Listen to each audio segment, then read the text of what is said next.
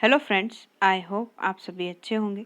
इस वीडियो में हम बात करने वाले हैं influence of heredity and environment, जिसमें हम देखेंगे कुछ लॉज ऑफ हेरिडिटी, कुछ प्रिंसिपल्स ऑफ हेरिडिटी और एनवायरनमेंट के क्या टाइप्स एंड इफ़ेक्ट्स होते हैं एक पर्सन के ऊपर, और साथ ही साथ हम उसकी इम्पोर्टेंस को भी जानेंगे। राइट, तो साइकोलॉजी की हमने और भी कई ज़्यादा वीडियोस जो हैं उसके बारे में हमने डिस्कस किया हुआ है। हमारे चैनल पर आपको प्लेलिस्ट बनी हुई मिल जाएगी। नीचे डिस्क्रिप्शन में आपको लिंक भी प्लेलिस्ट का मिल जाएगा, तो आप वहीं से सभी वीडियोस जो है वो चेकआउट कर सकते हैं। तो वीडियो को शुरू करने से पहले अगर आप इसका पीडीएफ चाहते हैं तो प्लीज़ हमें इंस्टाग्राम पर फॉलो कर लें। इंस्टाग्राम का लिंक नीचे आपको डिस्क्रिप्शन में मिल जाएगा। तो चलिए इस वीडियो को शुरू करते हैं। सबसे पहले बात करेंगे हेरिडिटी और एनवायरनमेंट की, कि हेरिडिटी क्या है और एनवायरनमेंट क्या है। राइट, तो अगर बात की जाए तो जो डेवलपमेंट है ये दो ही फैक्टर्स पे बेस्ड होती है, या तो हेरिडिटी या फिर एनवायरनमेंट। राइट, अब कोई एक ही फैक्टर इसके लिए रिस्पॉन्सिबल नहीं है, ये दोनों फैक्टर्स जो हैं वो कॉम्बिनेशन में चलते हैं। राइट, अगर इस पिक्चर को आप देखें तो यहाँ पे नेचर और नर्चर दोनों की बात हुई है, मतलब कि हेरिडिटी और एनवायरनमेंट दोनों इक्वली बैलेंस में जो है वो एक पर्सन के ऊपर इफेक्ट डालते हैं। आपका नेचर कैसा है, हो सकता है वो आपकी हेरिडिटी से जुड़ा हो, और नर्चर आपको किस तरह से किया गया है, किस तरह से आपकी देखभाल की गई है, किस तरह से आपके आस पास जो एनवायरमेंटल फैक्टर्स थे उनका इफेक्ट आप पर हुआ है, उसकी वजह से भी जो आपका बिहेवियर है वो देखा जा सकता है। राइट, तो ये दोनों ही चीज़ें बैलेंस में जो है वो आपके कह सकते हैं कि कोऑर्डिनेशन को या आपके डेवलपमेंट में ये हेल्प करते हैं, या फिर आपके मानसिक विकास पे या फिर आपको फिजिकली जो है ये इन्फ्लुएंस करते हैं। राइट, अब बात करते हैं कि हेरिडिटी क्या है। तो heredity is the science where we study the impacts of genetic factors on our behaviour and development. तो हेरिडिटी एक ऐसी साइंस है जिसमें हम हमारे जेनेटिक फैक्टर्स का क्या इम्पैक्ट होता है हमारे बिहेवियर पर और हमारे डेवलपमेंट पर, उसके बारे में हम यहाँ पे जानते हैं। How they transmitted from one generation to another and how they impact the human, कैसे वो एक जनरेशन से दूसरे जनरेशन में ट्रांसफ़र होते हैं और किस तरह से ह्यूमंस में उसका जो प्रभाव है वो हमें देखने को मिलता है। वहीं अगर दूसरी और बात की जाए इन्वायरमेंट की, तो इन्वायरमेंट इंक्लूड करता है हर वो एस्पेक्ट सिर्फ और सिर्फ हेरिडिटी के फैक्टर्स को छोड़ करके जितने भी फैक्टर्स या जितनी भी चीज़ें हैं वो सभी की सभी कहाँ आएंगी, वो हमारे इन्वायरमेंट में आती हैं। Right, an environment is constituted by the factors present on the surrounding in which an individual is growing up, कि ऐसे फैक्टर्स या ऐसी सराउंडिंग्स, उसके आसपास की जो चीज़ें हैं जिनके बीच में इंडिविजुअल जो है वो बड़ा हो रहा है, वही उसका एनवायरनमेंट है। The peer group education are also factored in the environmental factors. तो ये पीयर ग्रुप मतलब कि उसके दोस्त, उसके आसपास के रहने वाले लोग, एजुकेशन, हर एक चीज़ जो उसके आसपास प्रेजेंट है जब वो एक ग्रोइंग स्टेज में है, तो वो क्या है, वो उसके एनवायरमेंटल फैक्टर्स हैं। राइट, वो उसका एनवायरनमेंट है जो उसको अफेक्ट कर रहा है। नेक्स्ट बात करते हैं लॉज ऑफ हेरिडिटी। तो लॉज ऑफ हेरिडिटी की जब हम बात करते हैं तो तीन लॉज हमें देखने को मिलते हैं। सबसे पहला है लॉ ऑफ सिमिलैरिटी। राइट, तो लॉ ऑफ सिमिलैरिटी क्या कहता है कि the offspring are an exact replica of their parents. Children of intelligent parent are born intelligent while the child is a dull parent of born dull. In this case, the offspring products are hugely similar to their previous generation. तो law of similarity ये कहता है कि जो offspring होता है वो बिल्कुल सेम टू सेम रेप्लिका होता है उनके पेरेंट्स का। राइट, एक एग्जाम्पल के तौर पे लिया जाए तो जो इंटेलिजेंट पेरेंट्स हैं, राइट, तो ऐसा माना जाता है कि उनका बच्चा जो होगा वो भी इंटेलिजेंट ही पैदा होगा, और जो एक डल पेरेंट्स का बच्चा होगा वो कैसा उनका बच्चा कैसा होगा, तो उन डल पेरेंट्स का बच्चा जो होगा वो भी डल ही बोर्न होगा। राइट, तो ऐसे में ये कहा जाता है कि जो ऑफस्प्रिंग है हमारा, जो प्रोडक्ट है हमारा, वो कैसा है, ह्यूजली सिमिलर टू उनकी प्रीवियस जनरेशन से, वो बहुत ही ज़्यादा मिलता जुलता है। राइट, दूसरा आ जाता है law of variation.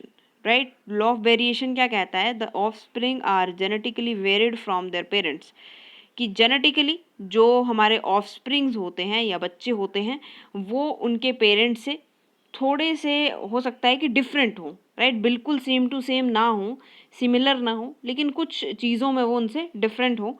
It has no guarantee that all achievements of the parents are being transferred into their children. इस चीज़ की कोई गारंटी नहीं है कि जितनी भी क्वालिटीज़ उनके पेरेंट्स में है वो सभी की सभी क्वालिटीज़ उनके बच्चे में ट्रांसफ़र हो जाएंगी, राइट.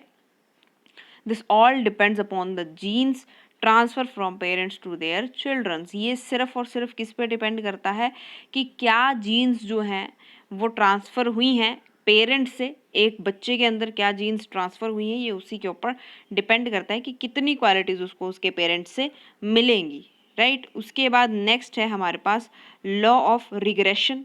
तो it is often observe that children are the exact opposite of their parents nature and behavior. This is categorized under the law of regression. This factor again is based on the genetic transfer from parents to their offspring.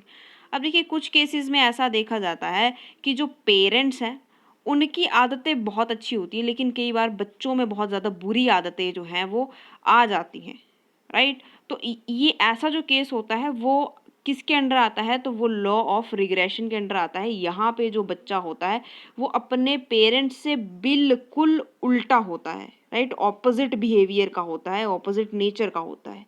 और यही जो ये चीज़ किस चीज़ ये कैसे possible है, मतलब कि जो बच्चा है तो क्या उसमें पेरेंट्स की कोई भी जो क्वालिटी है वो नहीं आई होगी. अब देखिए ये सिर्फ और सिर्फ जीन्स पे डिपेंड करता है कि हो सकता है उनके अंदर क्वालिटी जीन्स आने के बजाय नॉन क्वालिटी जीन्स आ गई हों, जिस वजह से बच्चा जो है वो टोटली डिफरेंट है, राइट.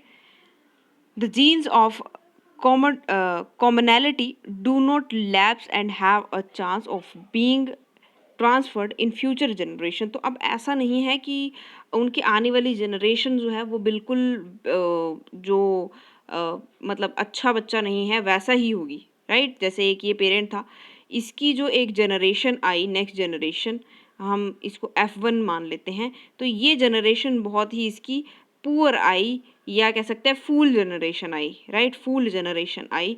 तो अब ऐसा नहीं है कि इसके अंदर से जो जीन्स आए हैं वो सभी के सभी फूल्स वाले ही आए होंगे. हो सकता है अच्छे जीन्स भी ट्रांसफ़र हुए, लेकिन यहाँ इस प्रोजेनी में, इस जनरेशन में वो शो नहीं हो पाए. और नेक्स्ट आने वाली जनरेशन ज़रूरी नहीं है कि सभी के सभी फूल्स ही पैदा होंगे, हो सकता है कि कोई जीनियस बच्चा भी पैदा हो जाए, राइट. तो ये सिर्फ और सिर्फ हमारे जेनेटिक मटेरियल के ट्रांसफ़र के ऊपर डिपेंड है, और ये है लॉ ऑफ रिग्रेशन, जहाँ पे जो बच्चा है वो पेरेंट से बिल्कुल ऑपोजिट बिहेवियर का, ऑपोजिट नेचर का होता है. नेक्स्ट चलते हैं हम लोग प्रिंसिपल्स ऑफ हेरिडिटी. तो सबसे पहला प्रिंसिपल क्या है, law of continuity of germ plasm, right.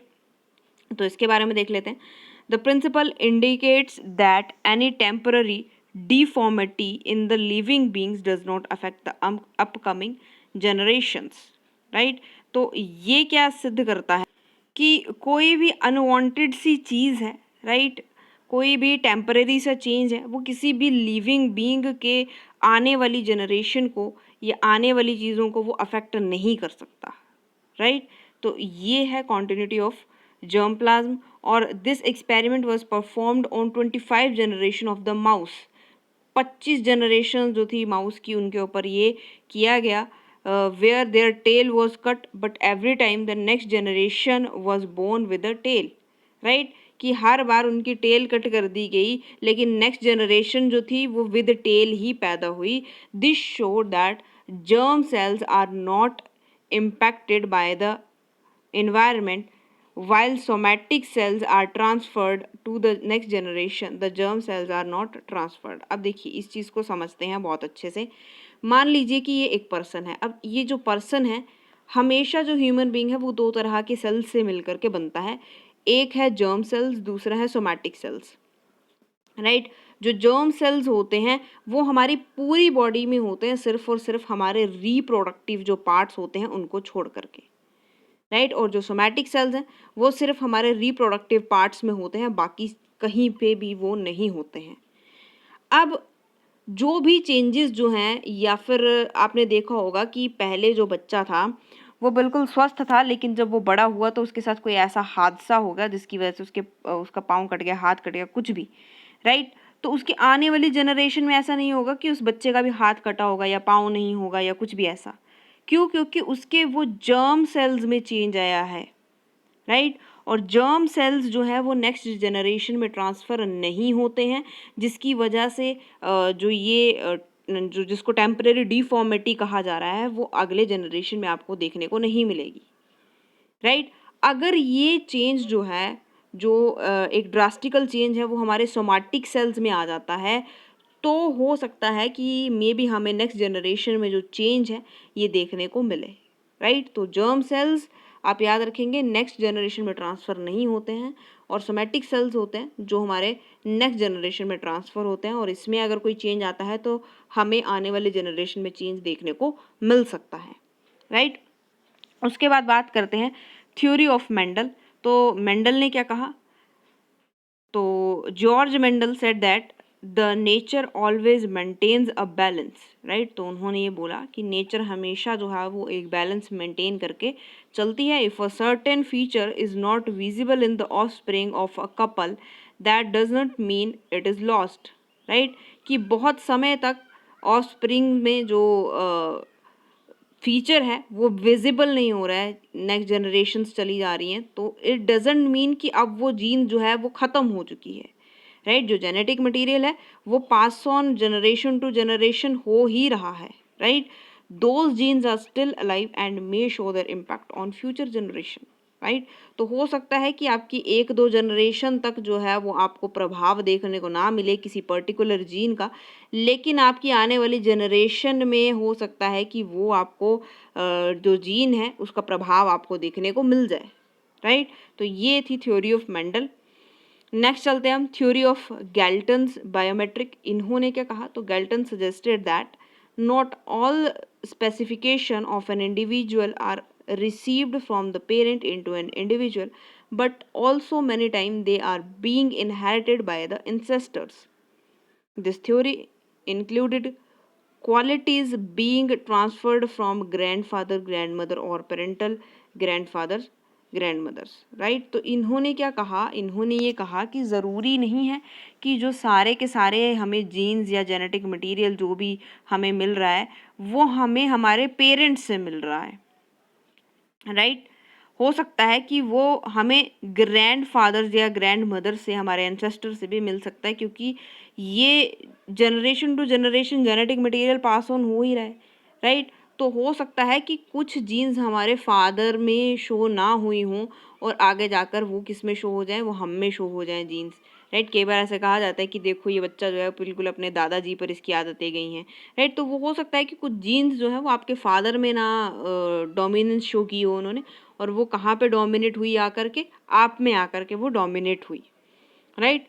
तो ये थी थ्योरी ऑफ गैल्टन्स बायोमेट्रिक। उसके बाद थ्योरी ऑफ डार्विन देख लेते हैं। इन्होंने क्या कहा? तो Darwin suggested that often the changes on the future generation is because the changes that are being observed in the environments and that impacts an individual and his personality. Often these picked up habitats are transferred to the upcoming generations, right? तो अब इन्होंने क्या कहा कि जो changes आपके environment में देखे जा रहे हैं, राइट? एक पर्सन है वो किसी इन्वायरमेंट में रह रहा है। अब इस इन्वायरमेंट में जो चेंजेस आपको देखने को मिल रहे हैं वो कहीं ना कहीं आपको, आपके ऊपर भी प्रभाव डालेंगे, कि इंडिविजुअल की पर्सनैलिटी के ऊपर भी वो प्रभाव डालेंगे, और यही चेंजेस जो है वो आगे जा करके आपको फ्यूचर जनरेशन में चेंजेस देखने को मिल सकते हैं।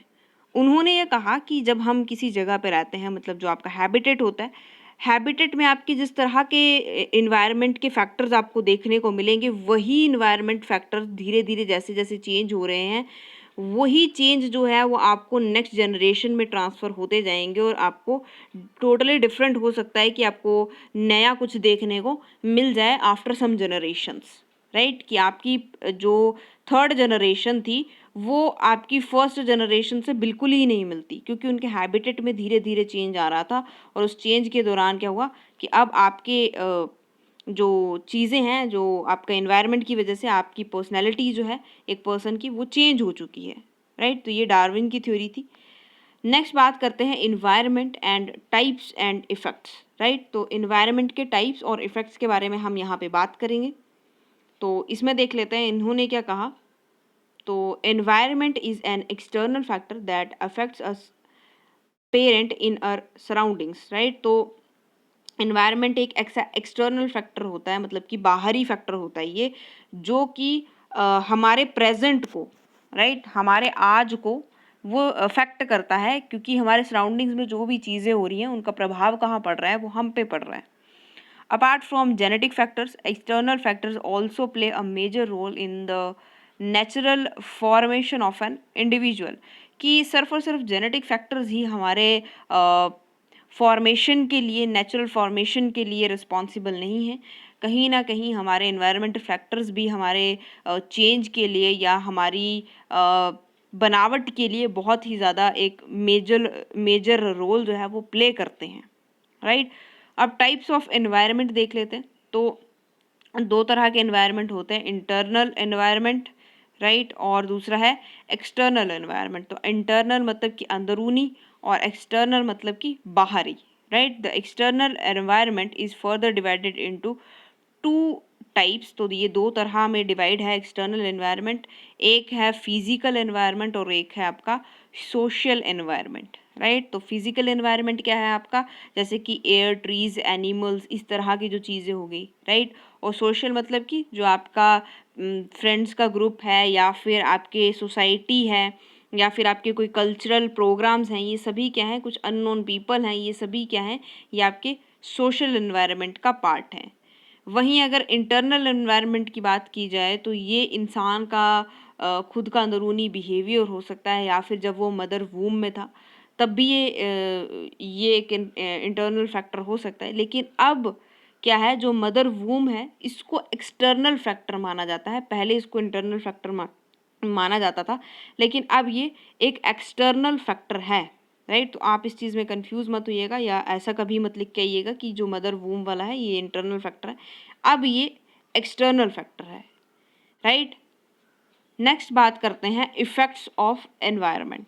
एनवायरनमेंट के क्या क्या इफ़ेक्ट्स हैं। तो effects of an environment can be discussed on various factors, जैसे कि बॉडी हो गई, मेंटल एबिलिटीज़ हो गई, राइट। तो क्योंकि एनवायरनमेंट क्या है, वो आपकी बॉडी पे भी तो असर डालेगा, राइट। और बॉडी पे असर डल रहा है तो मतलब आपकी मेंटल एबिलिटीज़ के ऊपर भी आएगा। आप किस तरह से सोचेंगे, जैसे सोसाइटी में आप रहेंगे, जैसे लोगों के बीच में आप रहेंगे, वैसे ही आपके विचार हो जाएंगे। इंडिविजुअल पर्सनैलिटी, राइट, आपकी खुद की पर्सनैलिटी जो है वो आपका इन्वायरमेंट ही इन्फ्लुएंस करता है, राइट। अगर आप बहुत ही शोर शराबे वाली जगह पे रहते हैं तो आपका जो इंडिविजुअल पर्सनैलिटी कैसा होगा कि आपको वैसी ही जगह पसंद आएंगी, राइट। और स्पीशीज़, राइट। तो ये तो बहुत ही इम्पोर्टेंट है, क्योंकि जिस तरह से आप ढल जाते हैं एनवायरनमेंट के हिसाब से, फिर आपके जो कहते हैं कि स्पीशीज़ हैं वो भी वैसी ही हो जाएंगी। डार्विन ने इसके ऊपर बहुत ही अच्छा एक एग्जाम्पल दिया था ब्लैक बक्स का, और ओरिजिन ऑफ लाइफ जो है वो काफ़ी ज़्यादा फेमस है इस चीज़ के लिए, स्पीशीज़ के लिए ही, राइट। उसके बाद in important of heredity and environment. तो इम्पॉर्टेंस क्या है हेरिडिटी और एनवायरनमेंट की, तो ये काफ़ी जनरल सी चीज़ है, और देख लेते हैं। Awareness of a child's heredity and environment is important for teacher to understand the students. अगर टीचर को उस बच्चे के हेरिडिटी एनवायरनमेंट की अवेयरनेस होगी तो वो अच्छे से बच्चे को समझ पाएगा, राइट। उसके बाद balanced development of a child. अगर हम एक बैलेंस डेवलपमेंट चाहते हैं एक बच्चे के अंदर, तो हमें उसे एक तो हेरिडिटी फैक्टर्स भी हमें पता होने चाहिए, और दूसरा हमें उसे अच्छा एनवायरनमेंट भी देना पड़ेगा, राइट। तीसरे है it helps the teacher to provide a better learning environment in school, right. तो ये टीचर जो है अगर हेरिडिटी और एनवायरनमेंट के फैक्टर से नोन होगा तो वो एक बेटर लर्निंग एनवायरनमेंट स्कूल में भी बच्चों को प्रोवाइड करवा सकता है। It helps the teacher to know the principles of individual differences and arrange the educational experience accordingly। कि अगर टीचर जो है उसको हेरिडिटी और एनवायरमेंटल फैक्टर्स का नॉलेज है, तो वो इंडिविजुअल डिफरेंसेस का जो प्रिंसिपल है, अब उसको पता है कि सभी बच्चे क्लास में सेम मेंटल एज के नहीं हैं या सेम कैपेबिलिटीज़ के नहीं हैं, तो वो उसी हिसाब से जो उसका एजुकेशनल एक्सपीरियंस है, राइट, तो उसी हिसाब से वो बच्चों के लिए जो आपके करिकुलम है या फिर आपके टास्क्स हैं, उनको वो सेट कर सकता है, राइट। नेक्स्ट चलते हैं। It helps the teacher to study the behaviour of the children in different situation. तो ये कहीं ना कहीं टीचर्स की हेल्प भी करेगा कि वो डिफरेंट सिचुएशंस में बच्चों का बिहेवियर जो है उसको पढ़ सके, ताकि आगे आने वाली जो प्रॉब्लम्स है बच्चों के लिए, उनके लिए वो एक गाइड की तरह जो है वो काम कर सके टीचर, राइट। तो फ्रेंड्स, आज के लिए सिर्फ इतना ही। आई होप आपको ये पूरा टॉपिक बहुत अच्छे से क्लियर हो गया होगा। अगर आपको कहीं कोई डाउट है तो नीचे कमेंट बॉक्स में आप कमेंट कर सकते हैं। अगर आपको वीडियो पसंद आई है तो लाइक शेयर ज़रूर करें। इसी तरह की और वीडियोज़ के लिए हमारे चैनल को सब्सक्राइब कर लें। Thanks for watching.